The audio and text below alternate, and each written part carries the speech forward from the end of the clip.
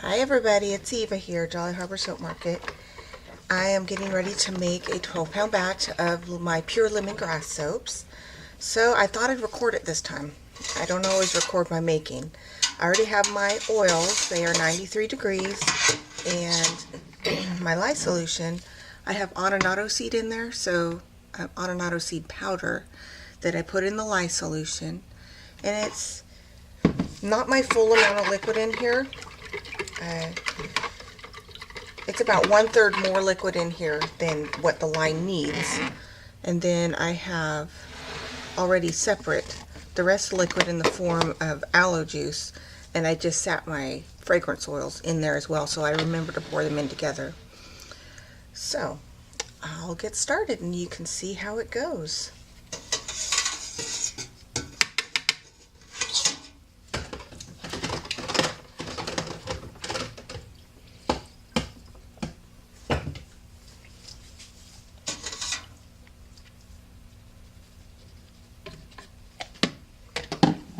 I have already pre-measured all my colors and all that.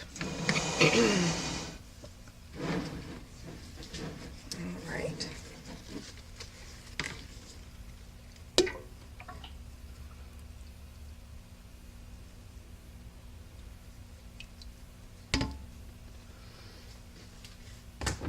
I always keep a pan handy with water and white vinegar, a little dish soap. That way I can go ahead and rinse things off real quick. Then I can always wash them more later.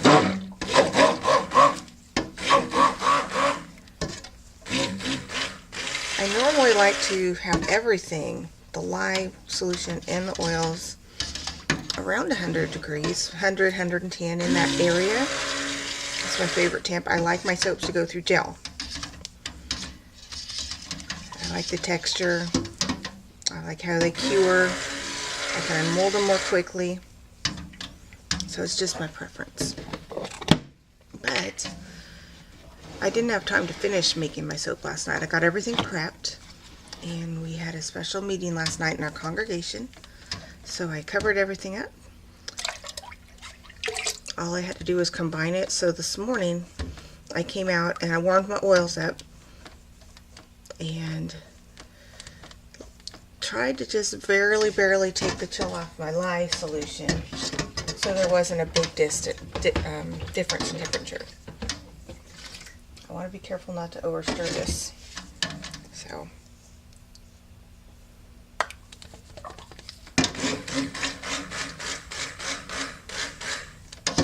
I'm going to separate it. I have 3 different colors that I'm going to make for my swirl. I'll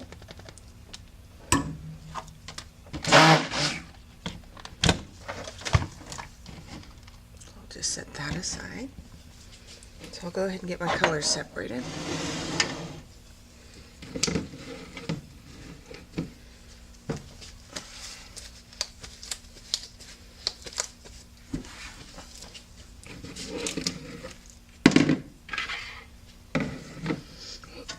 Sorry if everything's not in view, but I will bring it around. I promise.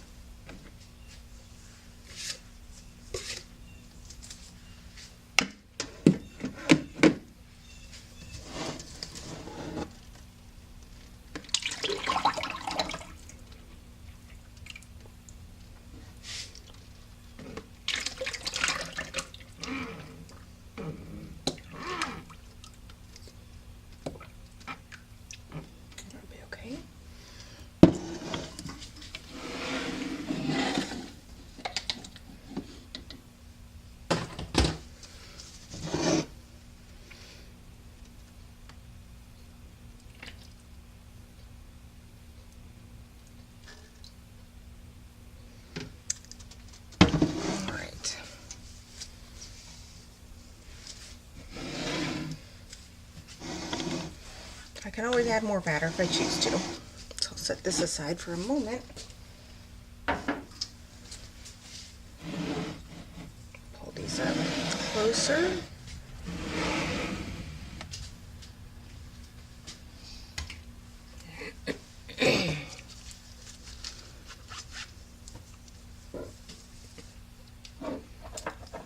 My smallest one will be activated charcoal.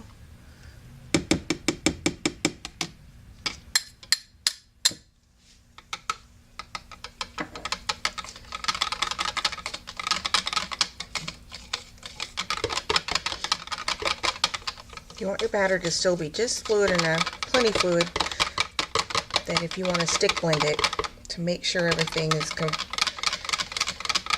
all blended in. And I want a separate one. Black will mess up everything else. So, and then this is just yellow silk clay. I happen to get it from Brambleberry. I like Brambleberry, but it's pretty far away from where I live. I live in Kentucky, and Brambleberry is clear in Washington, so the shipping really adds up. So I watch for sales, shipping sales, specials. On occasion I will get something like that, and then I'll take advantage of doing things.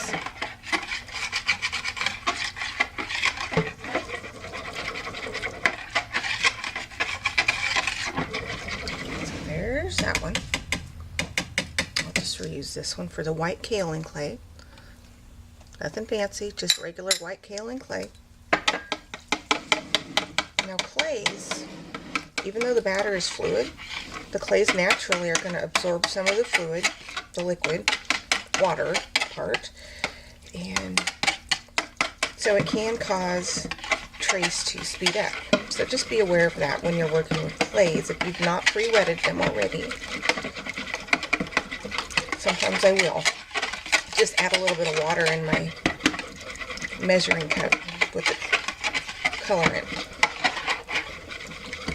Especially with some micas, oxides, things like that, they tend to get specks of color, and I don't like that. All right.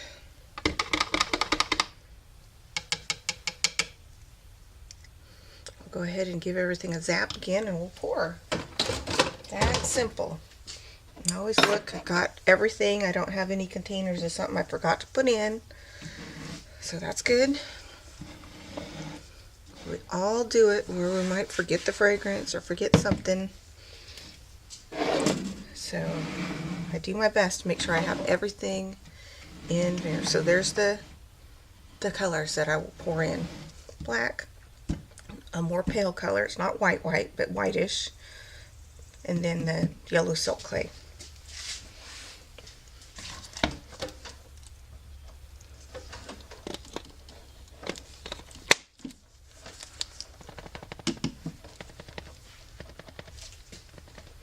I'll start with the most pale.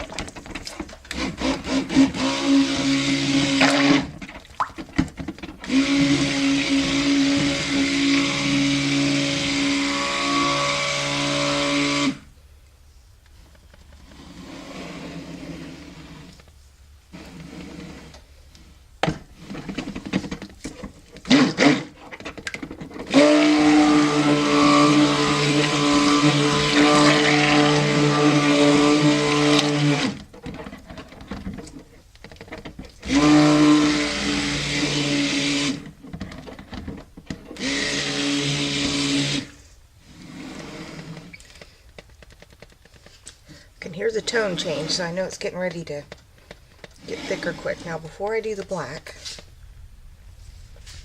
I'll go ahead and do my other pot real quick. You just won't be able to see it.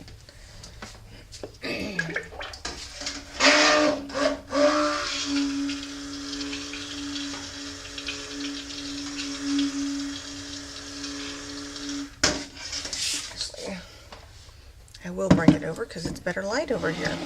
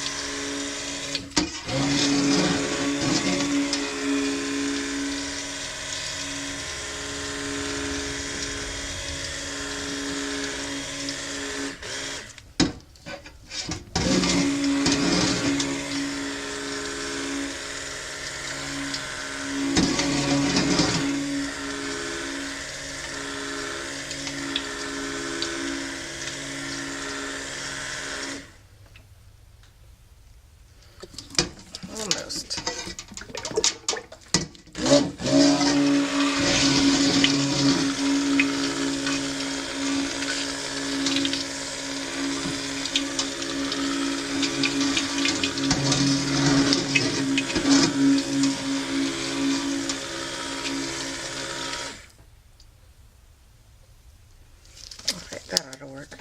I want it to be thick enough I can pour it in there and not have to wait forever to decorate the top the way I want. But at the same time, I want it to have enough fluidity that as I pour the colors, they'll flow around and do what I want.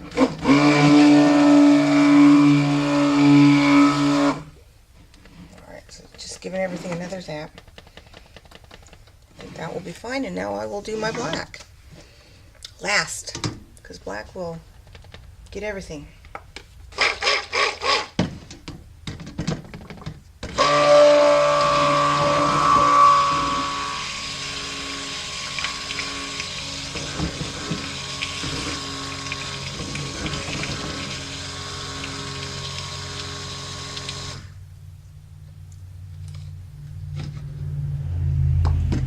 Sorry you can't see it.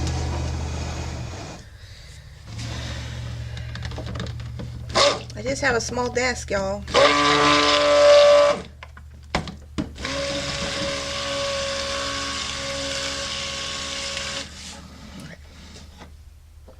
There we go. Perfect. All right.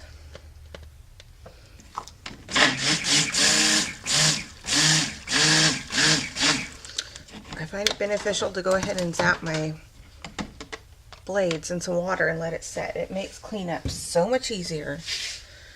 And then if I do need to grab it and do anything with it, it's ready. Alright, so I'm going to go ahead and turn this. So you should be able to see it now.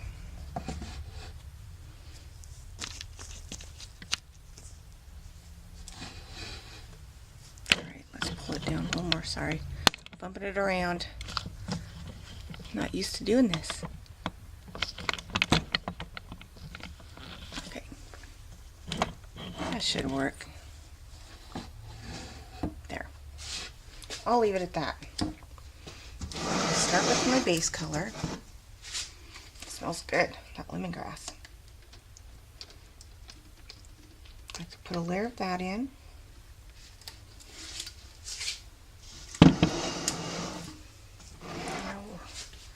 Just start, it's almost too thick.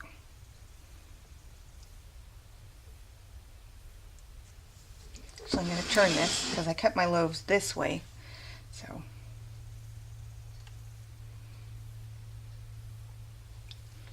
there's that one. Put a little black.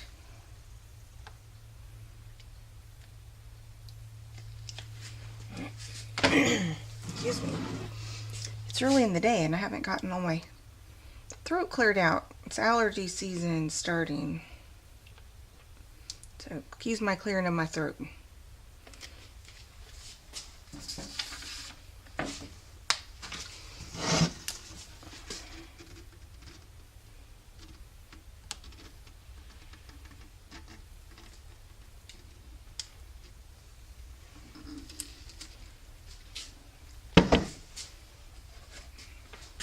You can see at this thickness how it swirls as I pour it. In a way it reminds me of In the Pot Swirl, but I think it has a little more definition when I pour like this, just a little. I'm going to put all the white in. And the black.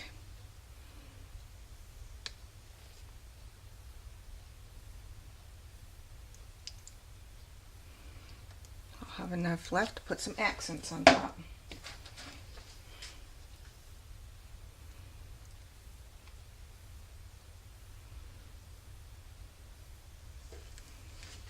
Now the rest of the bean color.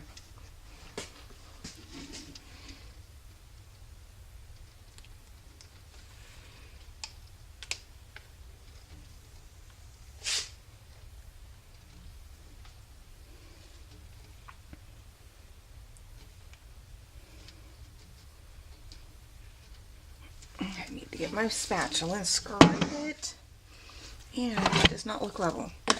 I haven't had it leveled out for the other direction. So I'm just going to put a little something underneath the edge here. Hopefully I can.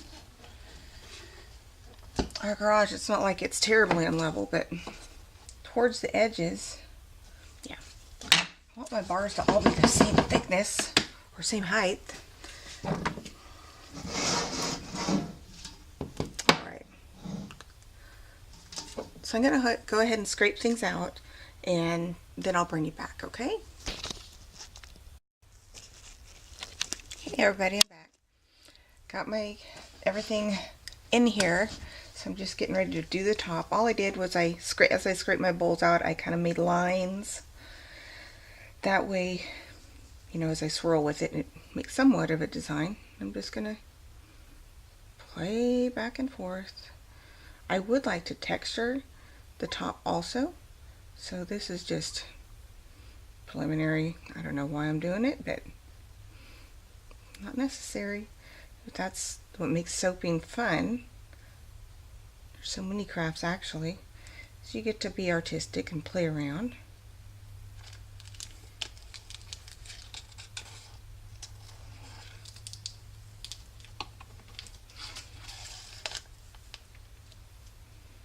Alright.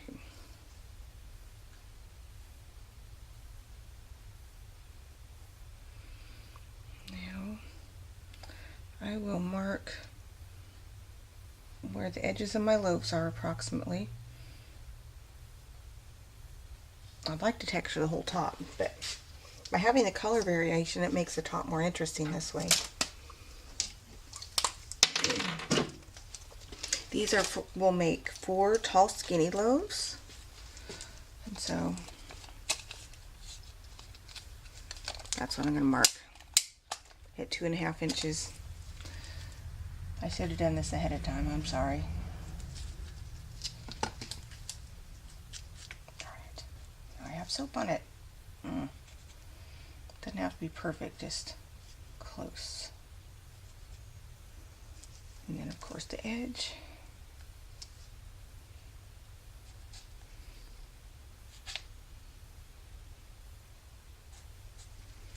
Alright.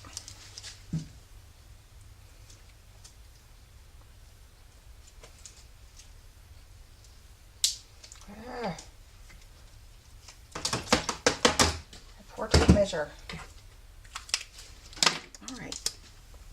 Let's see if I can texture the top more now.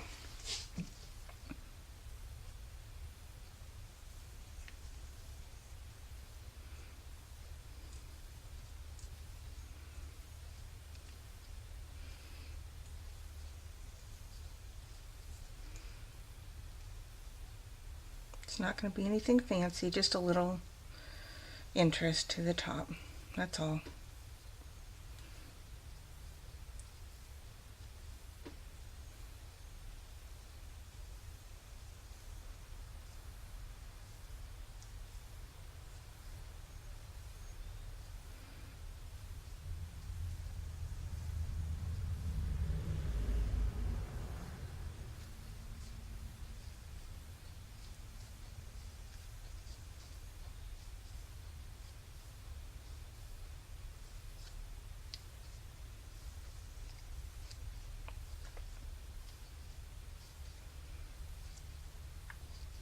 It's almost too soft to really hold it. And if you've ever noticed, it might seem firm enough to start with, but until it really starts doing its permanent setup, it can actually become more fluid the more you play with it. So sometimes I thought, oh, that's just right, but I'm going to play with it just a little more, and then I mess it up because it loosens up more.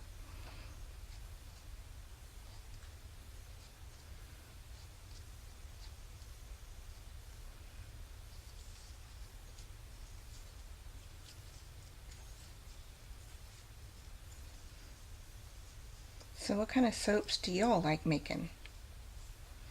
I know I started out just trying to figure out how to make soap, and so I'd watch different makers that I gravitated to at the time, and as you learn a little more, different soap makers' techniques might become more interesting as you're ready to learn different things. So watch a lot of different people. That's what I recommend. As I went from just trying to learn the nuts and bolts of soap making, then I wanted to learn more about like what temperatures different people soaped at. And I started seeing somewhat of a correlation between temperature and how their soaps turned out, the designs that they tended to make. So those things became more interesting to me, and now I really pay attention to experienced soapers' techniques to help me become more efficient as I'm making larger batches now. So that's normal. Go ahead, watch a lot of different people. Don't feel bad if you realize one day, hey, I haven't watched so-and-so for a while. Your needs may have just changed. I know I started out watching Good Earth Spa, Bonnie there, and I still recommend her videos. And now I watch just a whole variety of different people. Alright, well, I think I have about played with this enough. Sometimes you just gotta say no and stop before I mess it up further.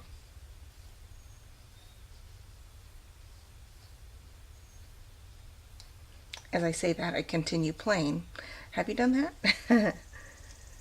Alright, stop. Alright, well, it's going to sit. I don't know if I'll be able to cut it later this evening or not. It's before 8 o'clock now, so it's possible I could cut it this evening. But I will show you when I do that. Y'all have a great day. Bye. Hello, everybody. It's about 12 hours later. Almost exactly 11 and a half, 12 hours since I poured this, and I have already cut it into loaves, and I'm cutting it in the bars now. I thought I'd show you what the inside of one loaf looks like. So I like how the pattern turned out. That is one thing I like about using more than just a single loaf mold, is it seems to allow the patterns to flow around a little differently, and I enjoy that. So this is just my last one. Cutting.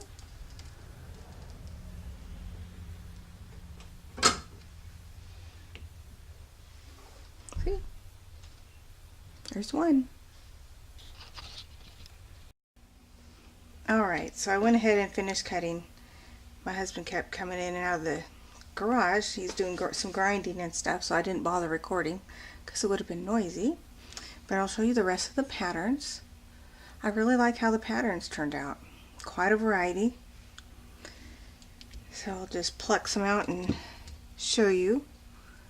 This one looks like it has little circle swirls in it. And I don't hanger swirl it or anything. This is all just from how it went into the mold. And so I really like that.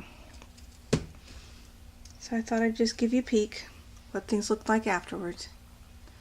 I don't know how well you can see that. Now the palest colors, where it looks yellowish on the camera, but they're a little more brown to the real eye.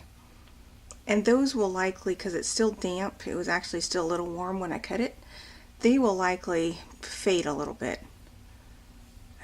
But that's how it turned out.